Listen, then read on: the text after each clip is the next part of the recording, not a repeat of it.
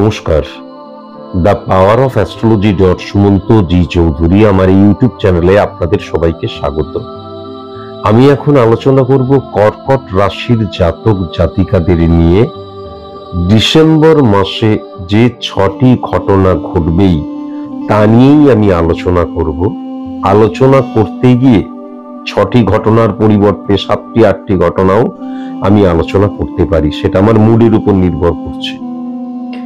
আজকের এই আলোচনাটা পরিপূর্ণভাবে কিন্তু সার্বিক মতে আলোচনা এবং জাস্ট একটা পূর্বাভাস, কেননা পশ্চিমবঙ্গে কয়েক লক্ষ কর্কট রাশির জাতক জাতিকা আছেন। প্রত্যেকের date of birth, time of birth, place of birth আলাদা, জন্ম ছক আলাদা, স্পট ইমপ্লিমেন্টেশন ছক আলাদা, কালপুরুষ ছক আলাদা। সুতরাং যদি আপনি মনে করেন স্পেসিফিক ভাবে আপনার সম্পর্কেই জানতে চান, তাহলে অবশ্যই কিন্তু কোনো ভালো সায়েন্টিফিক অ্যাস্ট্রোলজারের কাছে যাওয়া প্রয়োজন। যদি আপনি মনে করেন যে আমার কাছে আসবেন, চেম্বারে আসবেন অথবা অনলাইনে প্রেডিকশন করাবেন, তাহলে এই বিশ্লেষণের শেষে আমি আমার কিছু নিয়ম আছে সেগুলোকে উল্লেখ করব। যদি মানতে পারেন, মেনে চলতে পারেন, তাহলেই আমার কাছে আসবেন। যাই হোক, আলোচনায় ফিরে আসি। আমি যদি কর্কট রাশির স্পট ইমপ্লিমেন্টেশন ছকটি দেখি এবং লগ্ন ভাব দ্বারা যদি আমি ক্যালকুলেশন করি বা বিশ্লেষণ করি, তাহলে 1 নাম্বার ঘর লগ্ন ভাব, অর্থাৎ 1 নাম্বার ঘর। 1 নাম্বার ঘর মানে হচ্ছে স্থাপত্য ভিত, মেরুদণ্ড, পরিকাঠামো, যার উপর আমি দাঁড়িয়ে রয়েছে, আমার অস্তিত্ব দাঁড়িয়ে রয়েছে। সেখানে কিন্তু চন্দ্র এবং রাহুর অবস্থান, কিন্তু রাহু উচ্চস্থ হয়ে রয়েছে। তাহলে দুটো জিনিস, রাহু যখন উচ্চস্থ হয়ে থাকে, কলিযুগের রাজা সম্রাট বলা হয় কিন্তু রাহুকে, কেননা রাহু যখন উচ্চস্থ হয়ে থাকে তখন রাহু অনেক দেয়, অনেক কিছু দেয়। পজিটিভ ভাবেও অনেক কিছু দেয়, নেগেটিভ ভাবেও অনেক কিছু দেয়। এখন লগ্নে যখন চন্দ্র বসে রয়েছে এবং মঙ্গলের ঘর, তাহলে ইম্পর্টেন্ট ফ্যাক্টর যেটা হচ্ছে রাহু এক্ষেত্রে কিন্তু ইলিউশন, আবেগ, ইমোশনের জায়গাটাও দেবে। তাহলে কর্কট রাশির জাতক জাতিকাদের ক্ষেত্রে ইলিউশন, ইমোশন, আবেগ এইগুলো মারাত্মক রকমের ইনক্রিজ করবে, প্রাধান্য পাবে। এটাও যেমন সত্য, সেরকম ধরনের তাদের জীবনের প্রত্যেকটি ক্ষেত্রে 11টি ভাব যদি দেখা যায়, কেননা 12 নম্বর ভাব হচ্ছে ব্যয়ের স্থান। 11টি ভাব রিপ্রেজেন্ট করে আমাদের জীবনের 11টা দিককে। তাহলে সেক্ষেত্রে প্রত্যেকটি ক্ষেত্রে কিন্তু ইনক্রিজ করার জায়গা লক্ষ্য করা যাচ্ছে। সেটা পজিটিভ ভাবেও লক্ষ্য করা যাচ্ছে, সেটা নেগেটিভ ভাবেও লক্ষ্য করা যাচ্ছে। যাই হোক, সেকেন্ড হাউস যদি আমি খুব ভালো মতন দেখি, তাহলে বৃহস্পতির ঘর, সেই বৃহস্পতি কিন্তু সূর্যের ঘরে বসে রয়েছে, অত্যন্ত পজিটিভ হয়ে রয়েছে। তাহলে সেকেন্ড হাউস দ্বারা কিন্তু আমরা অর্থনৈতিক জায়গা, সঞ্চয়ের জায়গা, দৃষ্টিভঙ্গির জায়গা, এই সমস্ত কিছুকে বুঝি। তাহলে এই যে অর্থনৈতিক জায়গাটা, সঞ্চয়ের জায়গাটা বৃদ্ধি হবে, ডেফিনিট ভাবে বৃদ্ধি হবে এবং ভালো মতোই বৃদ্ধি হবে, কিন্তু ফ্লাকচুয়েশনও ক্রিয়েট করবে। তার কারণ সূর্যের বৃহস্পতি, সে কিন্তু সূর্যের ঘরে বসে রয়েছে। সূর্যের একটা প্রবণতা আছে ফ্লাকচুয়েশন ক্রিয়েট করা। বিশেষ করে যেই জায়গায় ফ্লাকচুয়েশন ক্রিয়েট করবে সেটা হচ্ছে দৃষ্টিভঙ্গির জায়গায়। এবং আমি প্রচুর অর্থ ইনকাম করছি, সেক্ষেত্রে ওয়েস্ট অফ মানির জায়গা বা খরচ হয়ে যাবার জায়গাও কিন্তু লক্ষ্য করা যাচ্ছে। তবে প্রচুর অর্থ ইনকামের জায়গাটাও কিন্তু লক্ষ্য করা যাচ্ছে। 3 নম্বর ঘরের অধিপতি গ্রহ আমি যদি খুব ভালো মতন দেখি, শুক্রের ঘরে বসে রয়েছে। তাহলে 3 নম্বর ঘরের অধিপতি গ্রহ শনি, তাহলে মানসিকতা, মনোভাবের জায়গাটা অত্যন্ত পজিটিভ হয়ে থাকবে, সদর্থক হয়ে থাকবে। লিগ্যাল অ্যাক্টিভিটিসকে সে প্রাধান্য দেবে। এই কর্কট রাশির জাতক জাতিকারা কঠোর কঠিন পরিশ্রম করবে, বাস্তব বোধ তাদের মধ্যে থাকবে, ডিসিপ্লিন মেনে চলবে, এই জায়গাটাও কিন্তু লক্ষ্য করা যাচ্ছে। এখন 4 নম্বর ঘরটা যদি খুব ভালো মতন দেখা যায় তাহলে বুধাদিত্য যোগ সৃষ্টি হচ্ছে। 4 নম্বর ঘর দ্বারা আমরা আমাদের জীবনের আনন্দকে বুঝি। 4 নম্বর ঘর দ্বারা আমরা মাকে বুঝি। 4 নম্বর ঘর দ্বারা আমরা আমাদের সাংসারিক জীবনকে বুঝি। 4 নম্বর ঘর দ্বারা আমি যে সফলতাটা চাইছি তার জন্য কতটুকু নিজেকে উপযুক্ত করছি তাকে বোঝা যায়। বুধাদিত্য যোগ সবসময় কিন্তু ইনক্রিজ করে। তাহলে এই প্রত্যেকটি ক্ষেত্র, যেই ক্ষেত্রগুলির কথা বললাম, ইনক্রিজ করবে এবং মাতৃপ্রভাব মারাত্মকভাবে কিন্তু কর্কট রাশির জাতক জাতিকাদের জীবনে পড়বে। আমার মতন যারা হতভাগা, দুর্ভাগা, যাদের মা নেই, তাদের মাতৃতুল্য কারোর প্রভাব কিন্তু ডেফিনিট ভাবে বিপুল পরিমাণে পড়বে, এটা ডেফিনিট ভাবে বলা যায়। এখন 1 2 3 4 5 5 নাম্বার ঘরে, মিনের ঘরে শুক্রকে উচ্চস্থ মানা হয়। শুক্র উচ্চস্থ হয়ে রয়েছে, তাহলে বিপুল সফলতার জায়গা লক্ষ্য করা যাচ্ছে। এবং শুক্র মানে হচ্ছে লাক্সারিয়াস লাইফ লিড করা। লাক্সারিয়াস লাইফ লিড করা মানে আমাদের মতন নিম্ন মধ্যবিত্ত বা সাধারণ নিম্ন মধ্যবিত্ত বলাই ভালো, আমাদের জীবনে কিন্তু লাক্সারিয়াস লাইফ লিড করা মানে আমরা যে অড সিচুয়েশন ফেস করছি সেখান থেকে ওভারকাম করাকে বোঝায়।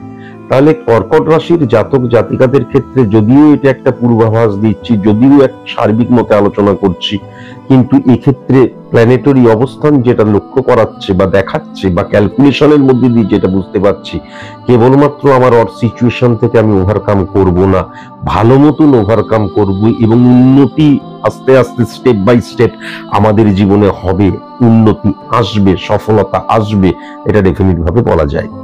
এখন যদি খুব ভালো মতন 6 নাম্বার ঘরটা লক্ষ্য করা যায়, তাহলে 6 নাম্বার ঘরের অধিপতি গ্রহ, 6 নাম্বার ঘরের অধিপতি গ্রহ কিন্তু 12 নাম্বার ঘরে বসে রয়েছে। তাহলে সার্ভিস জায়গাটা আমি কর্কট রাশির ক্ষেত্রে কিন্তু বিদেশ ভূমিতে লক্ষ্য করতে পারছি, বা আমি যেইখানে জন্মেছি, যেই রাজ্যে জন্মেছি সেখান থেকে ভিন্ন রাজ্যে সঠিক মতন পাওয়ার জায়গাটা লক্ষ্য করতে পারছি।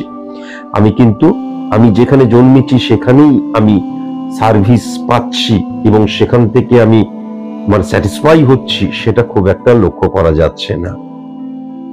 কিন্তু 7 নাম্বার ঘরে শুক্র এবং শনির যে অবস্থান, ডেফিনিট ভাবে কিন্তু বিজনেসের জায়গাটা টেরিফিক এবং মারাত্মক রকমের ফ্লারিশ করবে এবং মারাত্মক সফলতার জায়গা কর্কট রাশির জাতক জাতিকাদের ক্ষেত্রে লক্ষ্য করা যাচ্ছে। এবং কেতু বসে রয়েছে, সুতরাং স্যাটিসফাই হবে, কাস্টমার বৃদ্ধির জায়গাটা লক্ষ্য করা যাচ্ছে, ট্রানজেকশন বৃদ্ধি হওয়ার জায়গাটা লক্ষ্য করা যাচ্ছে এবং হেভি ওয়েট বা খুব পাওয়ারফুল কাস্টমার পাওয়ার জায়গাটা লক্ষ্য করা যাচ্ছে।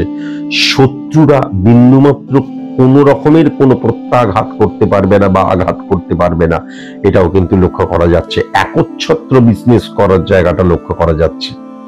এখন 8 নাম্বার ঘরের অধিপতি গ্রহ কিন্তু বুধ। 8 নাম্বার ঘরে বুধকে কিন্তু স্ট্রং মানা হয়, সে কিন্তু 1 2 3 4 4 নাম্বার ঘরে বসে রয়েছে।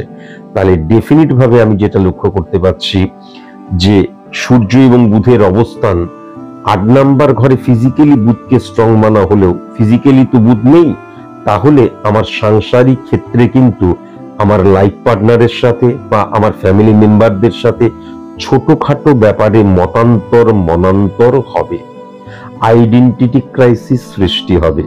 হ্যাঁ, সুতরাং এই ক্ষেত্রে আমি যেটা লক্ষ্য করতে পারছি, ইকো প্রবলেমের জায়গাটা লক্ষ্য করা যাচ্ছে।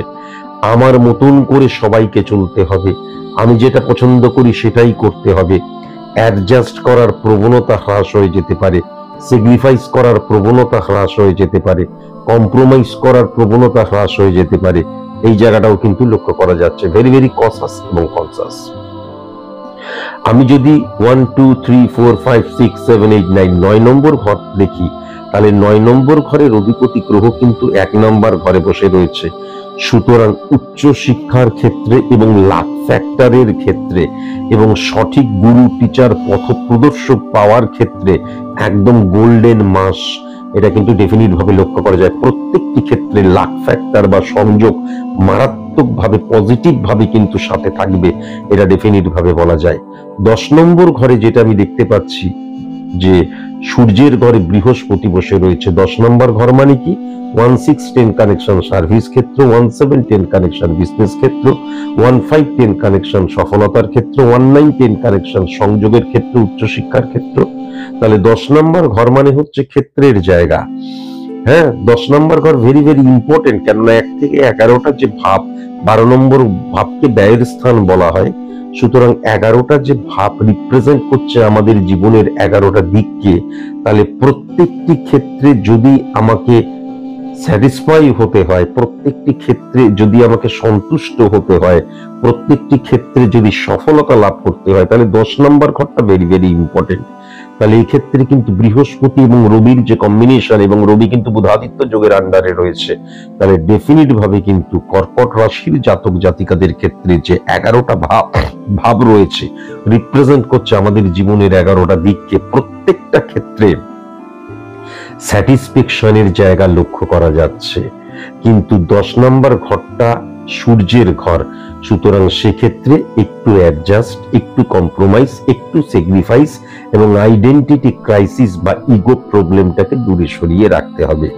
11 নম্বর ঘরের অধিপতি গ্রহ কিন্তু বুধ, এবং সেই বুধকে যদি দেখা যায় 1 2 3 4 4 নম্বর ঘরে বসে রয়েছে, তাহলে কর্ম করলে কর্মফল পাবো, এবং কর্ম যে আমি করব, আমি যে সফলতাটা চাইছি, success is the maximum utilisation of ability that you have. Definite ভাবে যে সফলতাটা আমি চাইছি তার জন্য আমি নিজেকে উপযুক্ত করার চেষ্টা করব, এবং আমি যে কর্মটা করব সেই ফলটাই কিন্তু আমি পাবো। এমন অনেক সময় হয় আমরা প্রচুর কর্ম করি, ভালো কর্ম করি, সৎ কর্ম করি, সৎ চেষ্টা থাকে, কিন্তু কর্মফলটা আমরা সেরকম ভাবে পাই না। কিন্তু ডিসেম্বর মাসে কর্কট রাশির জাতক জাতিকাদের ক্ষেত্রে ডেফিনিট ভাবে যে কর্মটা করব সেই ফলটাই কিন্তু পাবো। নেগেটিভটা কি হয়ে যাচ্ছে? নেগেটিভ যেটা হচ্ছে যে শুক্র এবং মঙ্গলের একত্রীকরণ মারাত্মক ফাটকার জায়গাটাকে কিন্তু বৃদ্ধি করছে। এই ফাটকার জায়গাটা যখন বৃদ্ধি হয়ে যাচ্ছে, তখন যদি সেলফ কনফিডেন্সের জায়গা, আমার যে পরিশ্রমের জায়গা, আমার যে ডেডিকেশন, ডিভোশন, ডিটারমিনেশনের জায়গা যদি আমি অফ করে দিই, ফাটকা থেকে ইনকামের জায়গা লক্ষ্য করা যাচ্ছে বা সফলতার জায়গা লক্ষ্য করা যাচ্ছে, কিন্তু ফাটকা কখনো সুদূর প্রসারী হয় না। তাহলে দেখা গেল 1 মাস, 6 মাস, 1 বছর পর সেই ফাটকার জায়গাটা যখন অফ হয়ে যাবে, আমি যদি আমার সেলফ কনফিডেন্সের জায়গাটা বা কর্মের জায়গাটা বা নিজেকে তৈরি করার জায়গাটা ক্লোজ করে রাখি, তাহলে তখন হঠাৎ করে কিন্তু আমি ডিটোরিয়েট করে যাব। ভেরি ভেরি কনসাস এবং কনসাস। চাপা ক্রোধ কর্কট রাশির জাতক জাতিকাদের ক্ষেত্রে কিন্তু বিনাশের কারণ হবে। একগুঁয়েমি বিনাশের কারণ হবে, মারাত্মক ক্রোধ বিনাশের কারণ হবে, এবং মিসইউজ অফ এনার্জির জায়গাটাও কিন্তু বিনাশের কারণ হবে। ভেরি ভেরি কনসাস এবং কনসাস অবশ্যই হতে হবে। আজকের মতো এইটুকুই। নমস্কার।